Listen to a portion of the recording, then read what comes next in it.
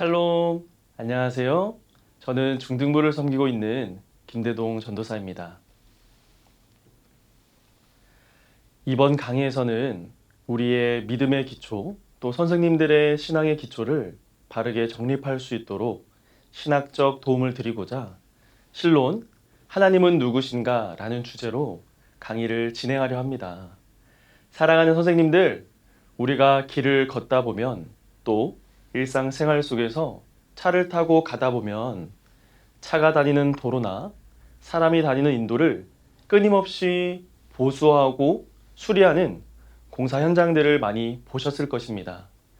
저는 이 장면을 보면서 우리의 믿음 역시 예수 그리스도로 말미암아 하나님이 자녀가 되는 놀라운 은혜를 입었음에도 하나님의 말씀의 명확한 기준이 아니라 세속적이며 그릇된 기준과 가치관으로 또 죄로 인해 우리의 믿음에도 크랙이 생겼다는 것을 알 수 있었습니다.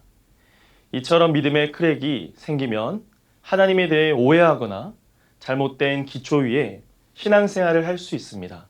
그러므로 이 시간 바른 신학적, 성경적인 기준을 통해 하나님의 뜻과 이탈된 것은 없는지 점검하고 끊임없이 하나님 말씀으로 우리의 믿음을 보수, 공사하여 바른 믿음을 세워가야 합니다. 본격적으로 그 믿음의 기초를 세우기 위해 그 출발점은 첫 번째, 하나님에 대한 바른 이해가 필요합니다. 그래서 이 시간 실론, 하나님은 누구신가? 이 말씀을 나누게 된 것입니다. 실론, 무엇일까요? 실론이란 하나님에 대해 연구한 학문이며 하나님은 누구신가를 신학적, 성경적으로 연구하여 정의한 것입니다. 만약 우리가 신앙생활 하는데 하나님에 대해 궁금하지 않다? 뭐 실론? 제목부터 어렵다? 싫어하겠다? 이렇게 생각하시면 절대 안 됩니다. 우리의 신앙은 그저 개념이나 원리 원칙이 아니기 때문입니다. 우리의 신앙은 바로 살아계신 하나님을 대면하여 믿는 것입니다. 그래서 우리의 신앙은 인격적인 반응이요, 행동이라는 것이죠. 그렇기에 우리에게 신앙이 있다면 하나님에 대해 더욱 알고 싶은 열망이 생기는 것이 당연한 것입니다. 신론에 무관심한 것은 예를 들어 연애는 하지만 상대에 대해서 전혀 관심도 궁금하지도 않다라고 말하는 것과 같습니다. 그러므로 바라기는 이번 시간을 통해 우리가 믿는 하나님은 어떤 분이신지 하나님의 성품과 그 속성을 깨닫고 점검하는 시간이 될 수 있기를 간절히 바랍니다. 첫 번째, 실론은 신앙의 뿌리입니다. 우리가 하나님을 믿는다라고 할 때 하나님은 어떤 분이신가? 이것이 분명하게 정의되어야 합니다. 신앙의 뿌리인 실론을 이해하기 위해서는 인간의 3대 논증, 에토스, 파토스, 로고스, 이것을 뛰어넘는 신비한 신적 영역이 있음을, 그래서 미토스에 대한 눈이 열리고 생명의 역사를 반드시 경험해야 합니다. 시편 14편 1절 말씀에 함께 읽어보겠습니다. 어리석은 자는 그의 마음에 이르기를 하나님이 없다 하는도다. 그들은 부패하고 그 행실이 가증하니 선을 행하는 자가 없도다. 아멘. 사람들은 하나님이 눈에 보이지 않으니 나는 하나님을 믿을 수 없다. 눈에 보이지 않는 하나님을 어떻게 믿을 수 있습니까? 라고 말합니다. 그러나 이 말이 사실 얼마나 많은 논리를 생략하여 부정하는 말인지 알 수 있습니다. 예를 들어 코로나 바이러스가 내 눈에 보이지 않으니 나는 절대 믿을 수 없다. 저는 바이러스의 존재를 믿지 않습니다. 라고 말하는 것과 같습니다. 이런 말이 얼마나 어리석은 말입니까? 하나님이 눈에 보이지 않으니 믿지 못하겠다? 바이러스가 눈에 보이지 않는다고 바이러스가 없을까요? 하나님이 인간의 눈에 보이지 않는다고 계시지 않습니까? 결코 그렇지 않습니다. 인간의 이성적, 감정적 기준과 한계를 넘는 신적 영역이 분명히 있음을 우리는 발견하고 깨달아야 합니다. 고대 헬라인들은 로고스, 파토스, 에토스를 통해 무언가를 이해하고 받아들였습니다. 첫 번째, 로고스는 이성적, 과학적인 것들을 가리키는데요. 이런 이성적인 논리와 사고 능력으로 설득이 되고 납득이 되어야 이해하고 받아들였다는 것입니다. 파토스는 로고스와 다른 개념으로 아주 감각적이고 신체적이고 예술적인 것을 가리킵니다. 격정, 정령, 충동 등의 의미를 가지고 있는데요. 우리 인간은 이성과 감정을 함께 가진 동물이기 때문에 논리만으로는 다 설득될 수 없고 감성에 호소하고 감정적으로 마음이 와닿을 때 그것을 이해하고 받아들인다는 것이 바로 파토스입니다. 그래서 헬라인들은 파토스, 우리의 감정적인 부분이 우리 안에 녹아지고 그것에 대해 동의가 될 때 그것에 관해 알게 된다. 그리고 이해하고 납득하게 된다라고 여겼던 것입니다. 그리고 에토스는 사람에게 도덕적 감정을 갖게 하는 보편적인 도덕성이고 이성적인 요소를 말하는데요. 예를 들어 어떤 한 사람이 딱 보기에도 믿을 만한 사람, 그 사람에게 어떤 이야기를 하면 그렇지 않은 경우에 비해 훨씬 신뢰가 가서 설득이 잘 되지 않습니까? 그래서 이슬람처럼 자신들의 목적을 위해서는 생명을 파괴하고 죽이는 이런 신은 에토스적으로 전혀 납득이 되지 않기 때문입니다. 그래서 그런 신을 참다운 신이라고 이해하지도 받아들이지도 않습니다. 헬라인들은 로고스, 이성적이고 합리적인 또 파토스, 감정적이고 열정적인 이 파토스의 힘은 정말 대단한 힘을 불러일으킨 것입니다. 똑같은 말, 똑같은 행동이라도 열정을 가지고 있는 사람은 전혀 그 결과가 달라집니다. 거기에 에토스, 윤리적이고 도덕적인 기준을 볼 때 우리로 하여금 그것을 이해하고 받아들이도록 하는데 중요한 요소들입니다. 그래서 헬라인들은 단지 감각에 의해 보고 듣고 마음으로 또 감정적으로만 신을 이해한 것이 아니라 모든 것을 통전적으로 이해하고 받아들이려고 노력했습니다. 대단하지 않습니까? 그런데 정말 놀라운 것은 이런 헬라인들마저 인간의 3대 논증, 로고스, 에토스, 파토스 이것을 뛰어넘는 인간으로서 어떻게 할 수 없는 신적인 영역이 있다라고 이것을 인정하고 말했습니다. 그것이 바로 미토스입니다. 헬라인들이 인간의 한계를 깨닫고 신적인 존재가 필요하다는 것을 알게 되었다는 것 그 자체가 저는 정말 탁월하다고 생각합니다. 그런데 그들은 유일하신 하나님을 알지 못하고 온갖 잡신을 섬기고 잘못된 사상에 빠져 있었던 것을 알 수 있습니다. 마치 사도 바울이 아테네에 가보니 이름을 알지 못하는 신들이 엄청 많았습니다. 신론 그리고 하나님에 대한 인식과 그 기초의 뿌리가 잘못되니 오늘의 이만희의 신천지, JMS의 정명서, 하나님의 교회 이와 같은 잘못된 신을 섬기게 된 것입니다. 헬라인들의 한계는 유일하신 하나님을 알지 못하고 온갖 잡신을 섬겼다는 것입니다. 이렇게 시편 14편 1절에는 우리의 인생의 뿌리, 신론이 잘못된 사람들에 대해 말해주고 있습니다. 인생의 뿌리가 잘못된 사람은 그의 마음에 하나님이 없다 한다라고 고백합니다.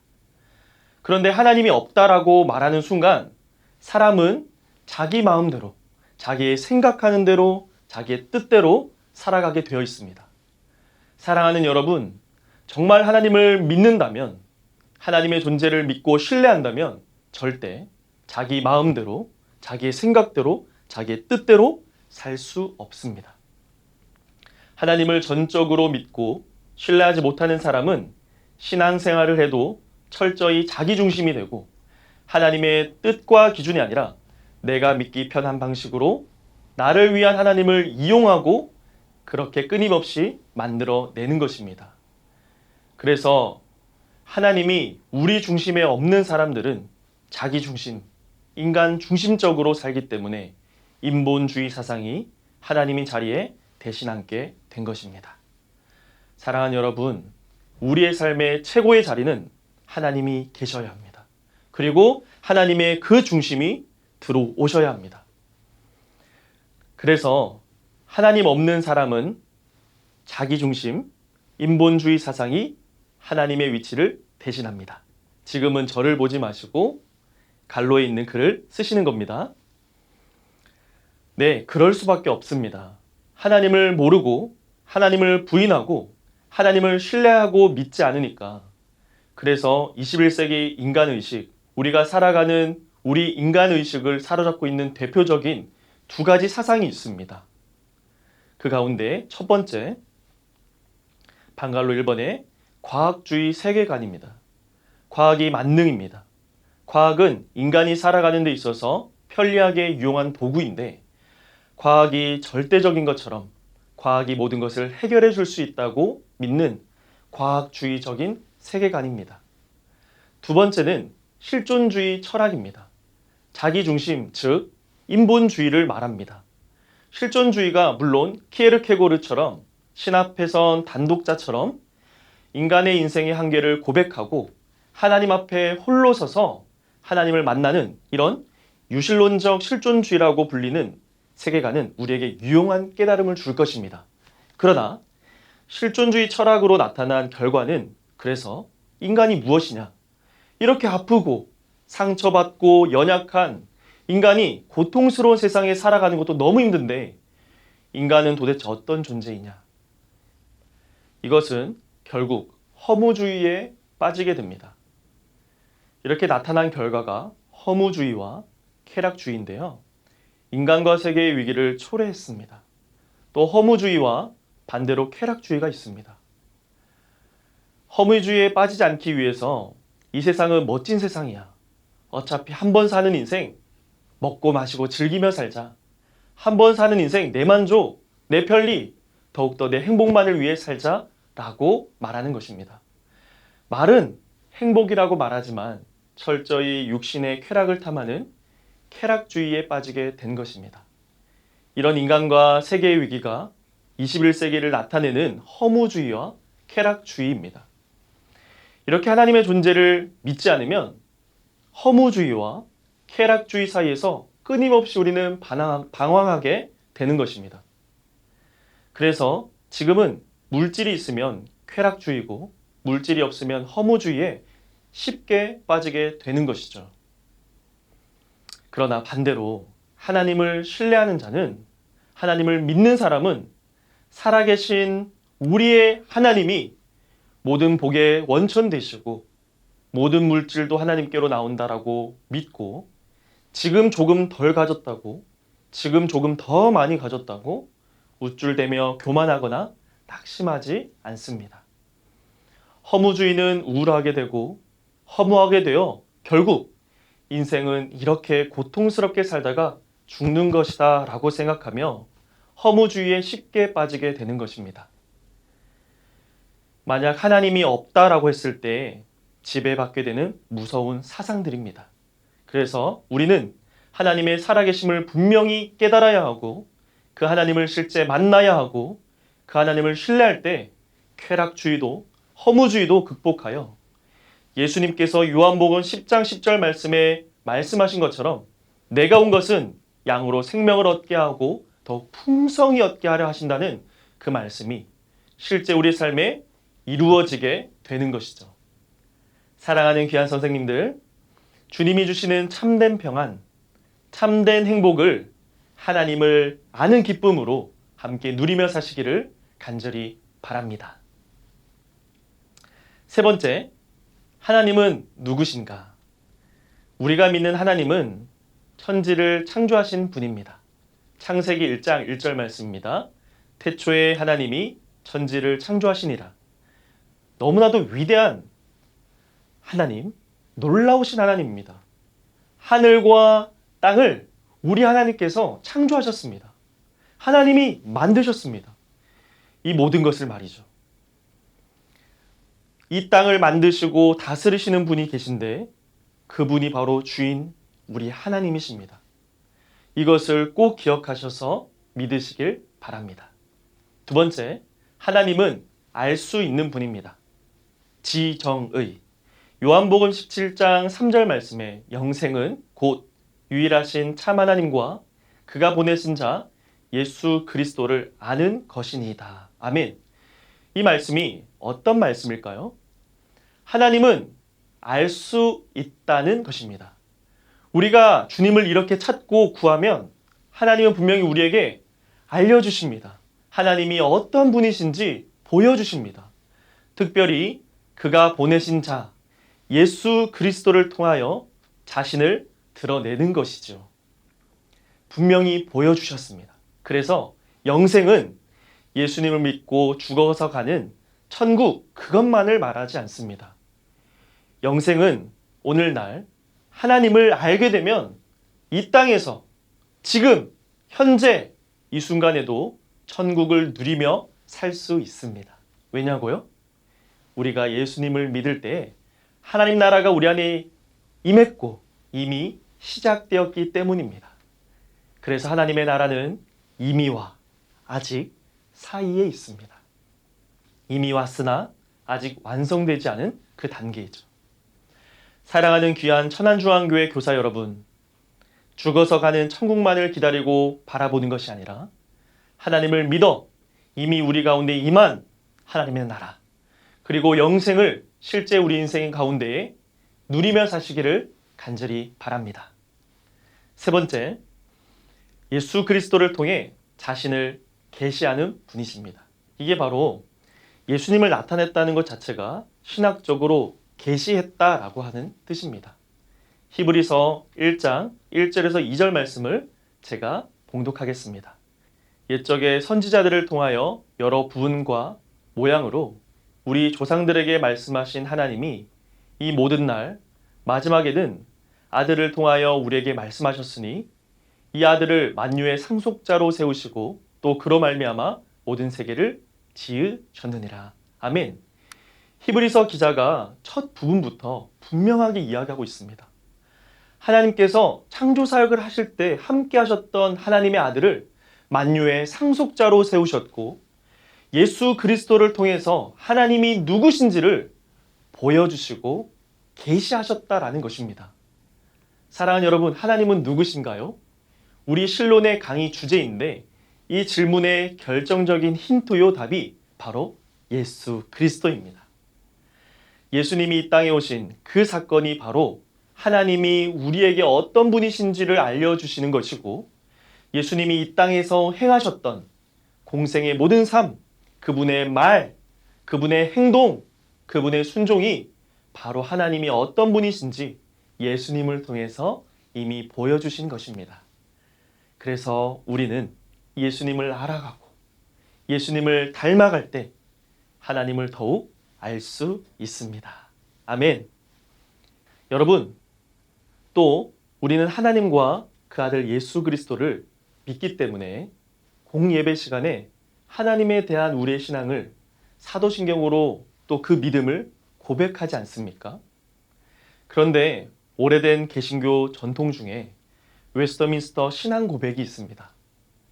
보통 우리는 나는 전능하신 아버지 하나님, 천지의 창조주를 믿습니다 라고 시작합니다.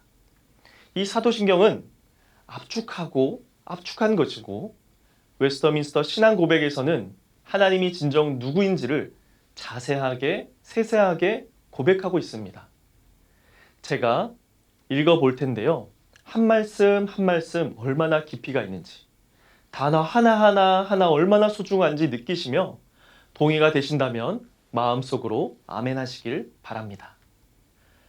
오직 한 분, 살아계신 하나님이 계시는데 그는 무한한 존재이고 가장 순전한 영이시며 보이지 않으시며 육체가 없으시고 총체적이시고 열정적이고 불변하며 광대하시며 영원하고 무한하시며 전능하시며 가장 지혜로우시며 가장 거룩하시며 가장 자유로우시며 가장 절대적이시며 그 자신의 영광을 위하여 그 자신의 불변하고 가장 의로우신 뜻을 모사를 따라 모든 것을 하시는 분이시며 가장 사랑하시며 은혜로우시며 자비로우시며 오래 참으시며 양선과 진리가 풍성하시며 죄악을 용서하시며 하나님을 부지런히 찾는 자에게 상 주시는 분이시며 그의 심판은 정의롭고 두려움 모든 죄를 미워하고 죄가를 깨끗게 하시는 분이십니다. 아멘. 이렇게 하나님에 대해 자세히 알려주고 있습니다. 사랑하는 교사 여러분, 여호와를 아는 것이 우리의 힘입니다. 아멘. 네 번째, 하나님을 하나님 되게 하는 5가지가 있습니다. 하나님은 God is Spirit. 하나님은 영이십니다. 그래서 우리는 예배드릴 때 영과 진리로 예배드린다고 하지 않습니까? 하나님은 영이십니다. 두 번째, 하나님은 God is unique. 유니크하십니다. 그러니까 하나님은 유일하시다라고 고백할 수 있습니다. 세 번째, 하나님은 영원한 생명이 되십니다. 사도 바울이 하나님에 대해 설교하고 복음을 전했던 그 말씀인데요. 하나님은 영원한 생명이시다. 우리가 하나님 앞에 속하게 될 때, 또 하나님 자녀가 될 때 우리에게 영생을 허락해 주십니다. 하나님이 영원한 생명이기 때문에 가능한 것입니다. 방할로 4번 네 번째, 하나님은 God is perfect. 하나님은 완벽, 완전하신 분이십니다.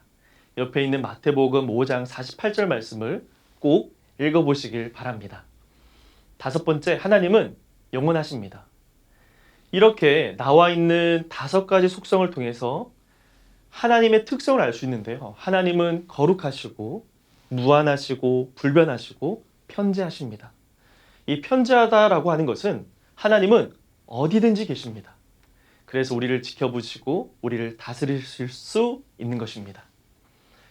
그리고 5번째, 전지전능하시고 절대 주권을 가지고 계십니다. 네, 이제 마지막인데요. 5번째, 하나님은 인격자이시다입니다.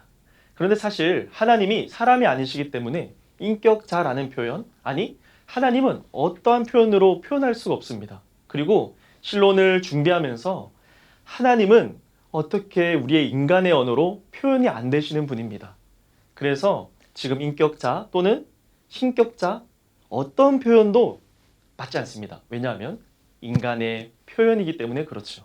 만약에 선생님들께서 오늘 신론을 들으시고 하나님에 대해서 이런 표현이 좋겠다라고 하면 저한테 꼭 말씀해 주십시오.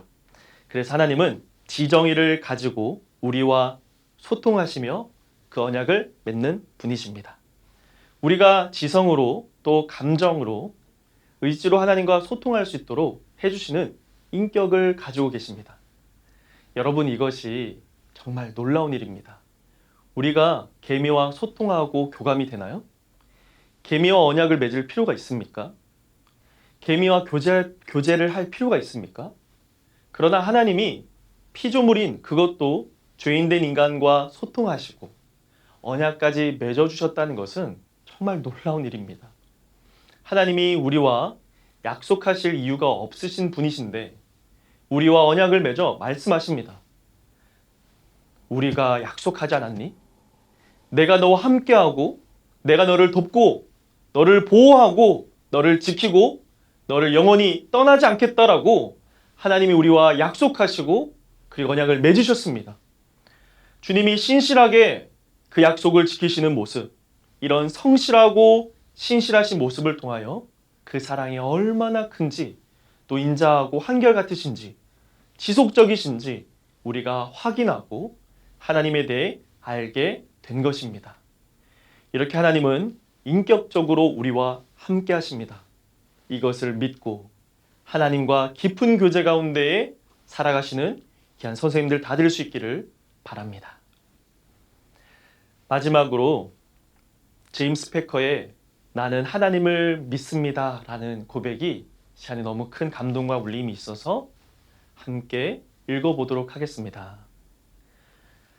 하나님을 믿는다는 것은 하나님에 관한 진리들을 믿을 뿐 아니라 하나님께 헌신하여 그 관계 속에서 하나님을 믿고 하나님과 연합된 삶을 살고 있다는 뜻이다.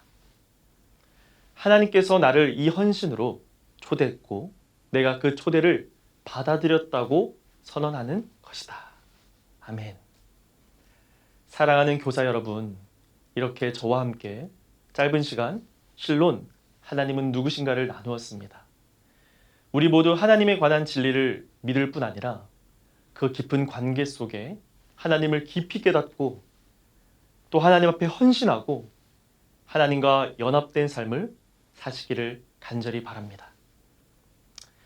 가장 먼저 선생님들께서 하나님을 아는 기쁨으로 충만하시고 또 영육간에 소생되고 원기가 회복되어 선생님들께서 맡고 계신 부서의 한 영혼의 생명을 살리고 세우는데 귀 쓰임 받는 귀한 선생님들 다 될 수 있기를 간절히 기도합니다. 제가 기도하겠습니다.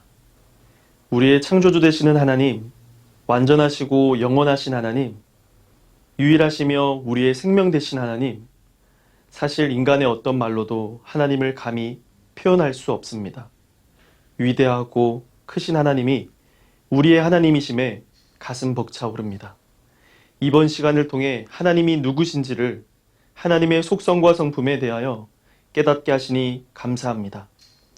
우리는 하나님의 절대적인 말씀을 믿고 의지하여 살아가야 하지만 이 세상을 살아가며 세속적이고 그릇된 가치관과 사상이 우리 가운데에 들어온 것들이 있었습니다. 이 시간 다시 하나님의 말씀과 바른 교리를 통해 온전하고 견고한 믿음으로 세워질 수 있도록 저희를 인도하여 주시옵소서. 실론을 통해 하나님을 깊이 이해하고 더욱 사랑하는 계기가 되게 하시고 하나님과 연합하여 하나님이 원하시는 뜻대로 살아가도록 인도하여 주시옵소서. 이 시간 주님 말씀 앞에 엎드린 귀한 선생님 한 분 한 분에게 하나님이 주시는 참 평안과 기쁨, 하늘의 복을 풍성히 주실 줄 믿사오며 예수 그리스도의 이름으로 기도드리옵나이다. 아멘.